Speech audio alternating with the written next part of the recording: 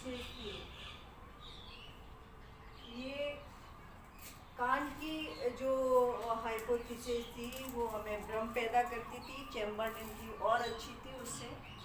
और ये जो हाइपोथेसिस है वो बहुत कुछ मात्रा में, मतलब अगर हम 90% कहें तो 90% हमारे ग्रहों की या अंतरिक्ष की या सौर परिवार की जो भी एक्टिविटीज है वो सभी को कंप्लीट है।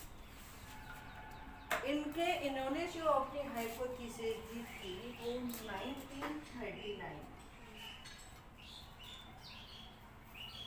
तो ये लगभग 19वीं 20वीं शताब्दी की हो गई। और कांट की जो थी वो लगभग 17वीं शताब्दी। तो लगभग 2-3 शताब्दियों का डिफरेंस आ गया। और 3 शताब्दियों की डिफरेंस में चैम्बरलेन ने कब प्रतिपादित की थी? 1906।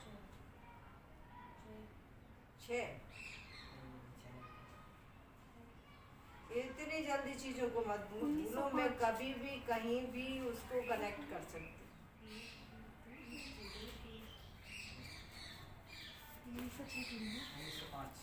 यस, इसने 1906 बोली थी। हाँ, तो 1905 में गई थी। अब 1905 के बाद हालांकि बहुत सारी हाइपोथेसिस बनी, लेकिन जो हाइपोथेसिस थी वो 1939 में, इसके बाद जो आधुनिक बनी वो बिग बैंग की बनी थी और 1949 में बनी थी। लेकिन बिग बैंग की जो थ्योरी थी ना, वो बिग बैंग की थ्योरी हमें अंतरिक्ष का उसका ज़्यादा ज्ञान कराती है। इसका ग्रहों का निर्माण कैसे हुआ इसकी हमें कोई जानकारी नहीं देती। तो इस हिसाब से हम बिग बैंग की थ्योरी को नहीं पढ़े। बिग बैंग के बाद जो आती है सबसे मोस्ट, वो है 1939 में हॉयल तथा लिटटन की नोवा परिकल्पना। ये जो परिकल्पना थी इसका जो मुख्य उद्देश्य था एक्चुअली में क्या था कि हमारे ब्रह्मांड में या अंतरिक्ष में कई सारे उल्का पिंड पाए और कई सारी स्टार भी पाए जाते हैं, तारे, बहुत सारे तारे हैं। वो तारे क्या करते हैं कि उनके अंदर पर्याप्त मात्रा में हाइड्रोजन, और ये जो स्टार होते हैं उनकी अगर हम प्रकाश की बात करें तो वो प्रकाश सूर्य के प्रकाश से बहुत ज़्यादा, और जब ये विस्फोटित होते हैं या जब इन तारों में विस्फोट होता है तो विस्फोट होते समय इनकी सतह का जो टेम्परेचर होता है वो सूर्य के टेम्परेचर से लगभग 30,000 गुना अधिक। तो जब ये तारा विस्फोट होता है, इसी को हम सुपरनोवा बोलते हैं। नोवा मतलब ऐसा ज्वलनशील तप्त स्टार जो चारों ओर से निहारिका द्वारा घिरा हुआ होता है और अंदर वो स्टार होता है। जब ये तारा विस्फोटित होता है तो इसमें जो हाइड्रोजन होती है वो हाइड्रोजन बहुत तेजी के साथ विस्फोट होती है और वो हीलियम में बदल जाती है। लेकिन हीलियम का जो काम होता है, हीलियम क्या है कि हीलियम जो होता है वो ऊर्जा तो देती लेकिन ज्वलनशीलता नहीं देती, ठीक है ना। दूसरी बात क्या है कि जब ये स्टार के अंदर विस्फोट काफ़ी तेजी के साथ होता है, तो जब तेजी के साथ होगा तो वो पदार्थों को बाहर की ओर फेंकना शुरू करता है। मतलब सपोज करो कि हमारा ये एक स्टार है, नोवा है, और इस नोवा में जैसे ही विस्फोट होता है तो ये चारों तरफ ये इस तरीके से इसमें ये विस्फोटित होने लगता है। बहुत तेजी के साथ ये ज्वलनशीलता निकलती है, इससे ताप निकलता है बुरी तरह से। अब इसमें से जो पदार्थ होता है वो इधर भी जा रहा है, इधर भी जा रहा है, इधर भी जा रहा है। जितनी तेजी के साथ विस्फोट होगा, मतलब ताप की मात्रा जितनी अधिक होगी उतनी ही तेजी के साथ ये जो इसका अंदर जो मटेरियल है वो बाहर की ओर निकलेगा। अब इसमें क्या होता है कि जो हैवी पदार्थ होता है, जो हैवी मटेरियल होता है वो बाद में बाहर की ओर निकलता है। यहाँ से पहले हल्के पदार्थ बाहर हल्के पदार्थ पहले बाहर निकलेंगे, फिर उसके बाद ये भारी पदार्थ। तो जब ये तेजी के साथ पदार्थ बाहर निकलते हैं तो ये जो पदार्थ होती है उनमें क्या हो जाता है,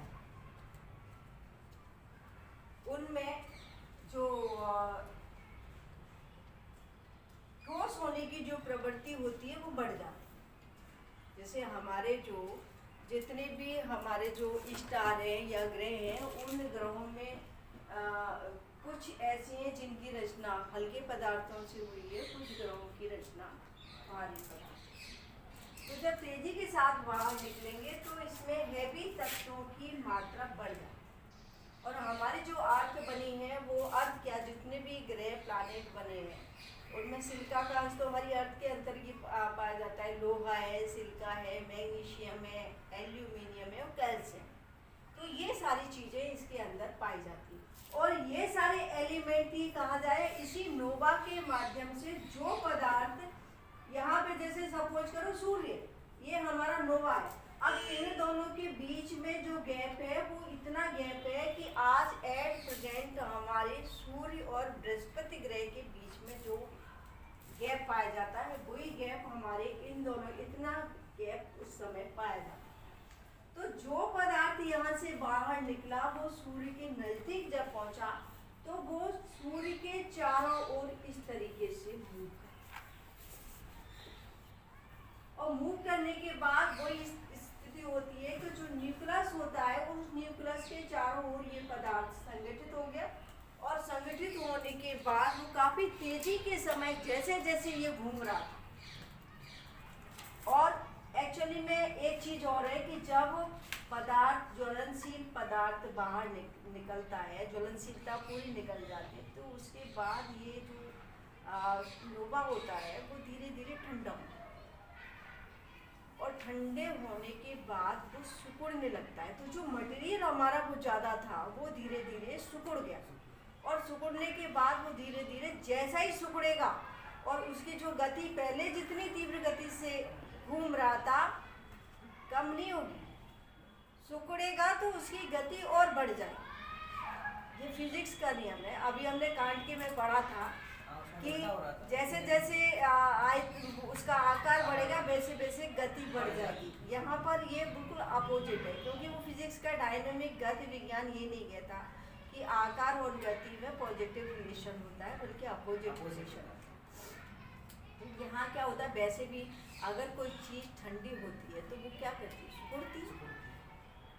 तो यहाँ पर भी क्या होगा, जो तप्त पदार्थ था वो जैसे ही ठंडा हुआ वैसे ही वो सिकुड़ने का काम करता है। और सिकुड़ने के बाद वो उसकी घर्षण बल और ज़्यादा बढ़ जाता है, वो तीव्र गति से घूर्णन करने लगता है। और जितनी तीव्र गति से घूर्णन करेगा उतना ही उसमें कौन सा बल बलशाली हो जाएगा, कौन सा बल, अब कहते हैं सेंट्रीफ्यूगल फोर्स। और जब सेंट्रीफ्यूगल फोर्स उसमें जितना ज़्यादा बढ़ेगा तो पदार्थों को बाहर की तरफ फेंकना शुरू, ठीक है। और जब बाहर की तरफ फेंकेगा तो भारी पदार्थ देर में निकलेंगे, हल्के पदार्थ। तो जब हल्के पदार्थ निकले तो वहीं संगठित होकर के एक ग्रह बन गए। भारी पदार्थ वहीं संगठित, धीरे धीरे वो छितरकर संगठित हो गए और उनका निर्माण। तो ये जो हाइपोथेसिस है इसको पहले नोट लिख लीजिए, इसमें थोड़ा सा ये कैम्ब्रिज विश्वविद्यालय के दो गणितज्ञ थे, फ्रैंक हॉयल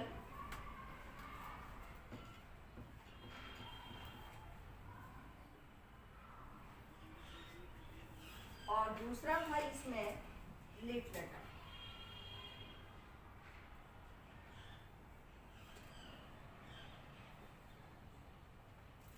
इन दोनों ने मिलकर जो हाइपोथेसिस निकाली थी उसको हम क्या कहते हैं, नोवा परिकल्पना।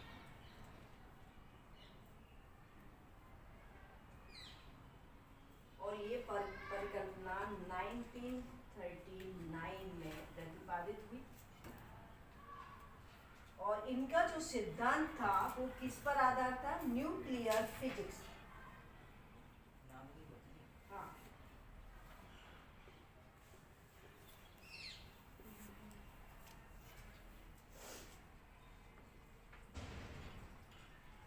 पर आधारित था।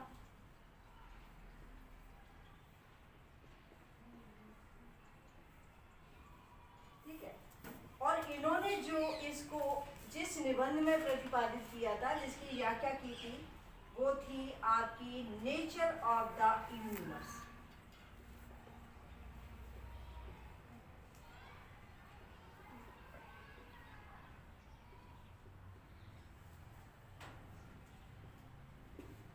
ये एक निबंध था, उसमें इन्होंने इसकी व्याख्या।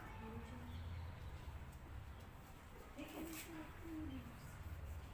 और ये जो डिपेंड करता था वो एक युग्म तारे पर करता था,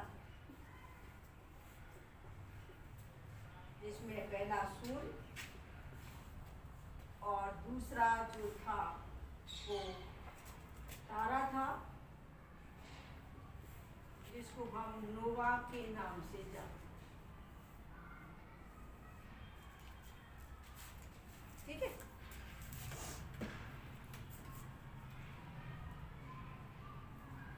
तो ये चीज आपकी क्लियर हो गई। अब अगर हम देखेंगे तो ये चीज नोट कर लो, ग्रहों के निर्माण में अधिकांश भारी तत्व, हैवी एलिमेंट्स,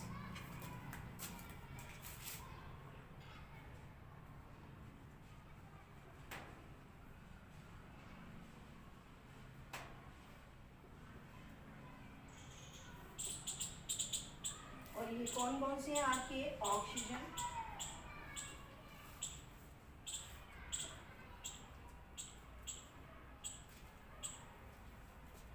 सिलिका,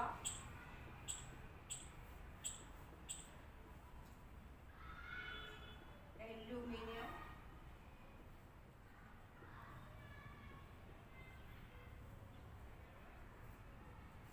और आपका लोहा तथा कैल्शियम।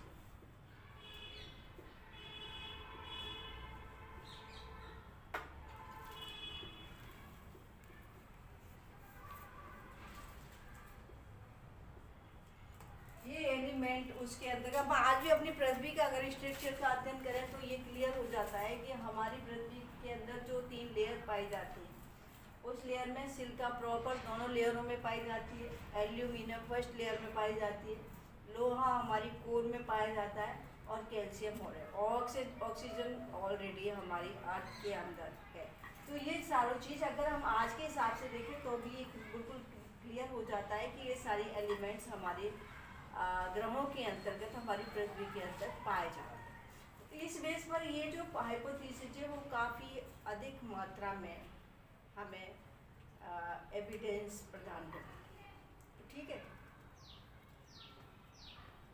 लिख लो, कैल्शियम, ऑक्सीजन, सिलिका, एल्यूमिनियम तथा कैल्शियम का प्रयोग हुआ है। ग्रहों में इनकी मात्रा 98% से अधिक है।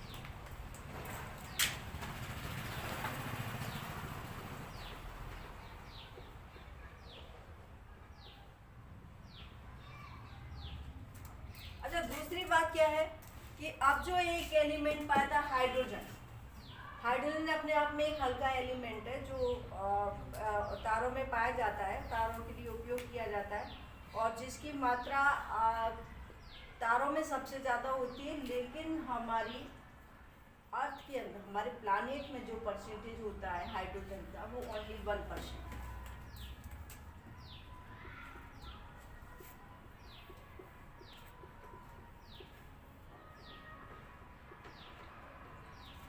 ठीक है, और तारों में ये परसेंट सबसे ज़्यादा हाइड्रोजन, क्योंकि अगर हाइड्रोजन नहीं होगा तो फिर विस्फोटन होने की प्रक्रिया नहीं होगी, हाइड्रोजन ही मेनली विस्फोटन होता है। ठीक है, और इतनी जो आपके सुपरनोवा होते हैं जिसको हम बोलते हैं अतिनव तारा, उसमें तो इतनी तीव्र गति से विस्फोटन होता है कि अगर उसके अंदर जो टोटल हाइड्रोजन है तो वो लगभग 5000 लाख वर्ष में ही खत्म हो जाएगी, जबकि वो खत्म होनी चाहिए 5 लाख लाख, मतलब कई बार लाख करके वो इतनी वर्षों में वो खत्म होनी चाहिए, जो केवल 5000 लाख वर्षों में ही खत्म हो जाए। तो आप लगाओ कि इसमें जो विस्फोटन होता है और ये फ्यूजन होता है। आज भी हमारे अर्थ के आसपास हमारे सोलर सिस्टम में क्रेब नाम का एक नोवा पाया और वो क्रेब नोवा हम अब पूरी तरह से एक निहारिकाशी की तरह, और उस क्रेब नोवा का अगर हम टेम्परेचर देखें तो वो सूर्य के टेम्परेचर से कई लाख गुना हो जाता है।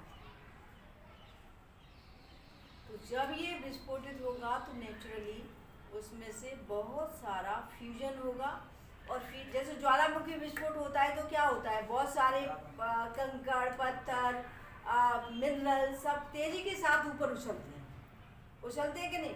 और उछलने में आप देखिए तो सबसे पहले हल्के एलिमेंट बाहर जाते हैं, डस्ट पार्टिकल जाएंगे, वाटर वेपर चली जाएगी, और जो हैवी पदार्थ होता है वो पास में ही गिरता है। तो ठीक यही प्रक्रिया इसमें हुई थी कि जैसे ही इनमें फ्यूजन हुआ था तो जो हैवी लाइट एलिमेंट जो थे वो लाइट एलिमेंट बहुत तेजी के साथ चारों तरफ बिखरे। रिटन ने तो ये कहा है कि वो चारों तरफ वो इसके विस्फोटन के माध्यम से फेंके गए, लेकिन हॉयल का ये मानना है कि ये केवल दूसरी 2 दिशाओं में ही फेंके। एक दिशा सूर्य के नज़दीक वाली थी और दूसरी दिशा सूर्य के इधर की वाली थी। तो जिस दिशा में ये पदार्थ सूर्य की दिशा में जो फेंके गए थे उनकी मात्रा कम थी, और मात्रा कम होने के कारण ही इनका जो कोणीय संवेग जो पाया जाता है वो सूर्य के कोणीय संवेग की तुलना में कम पाया जाता है। ठीक है ना। नेक्स्ट आगे हॉयल तथा लिटन के अनुसार हाइड्रोजन के जलने से भी भारी तत्वों की उत्पत्ति हुई।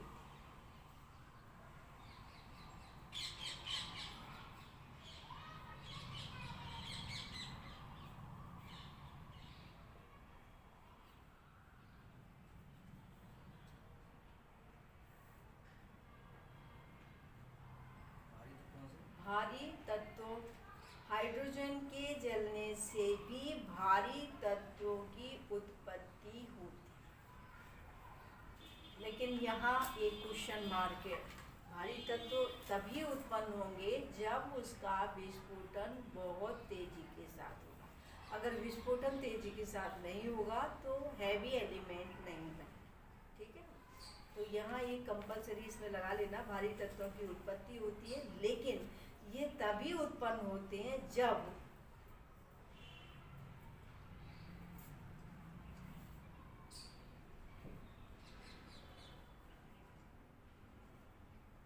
हाइड्रोजन द्वारा जलने की क्रिया अधिक ऊंचे तापमान पर।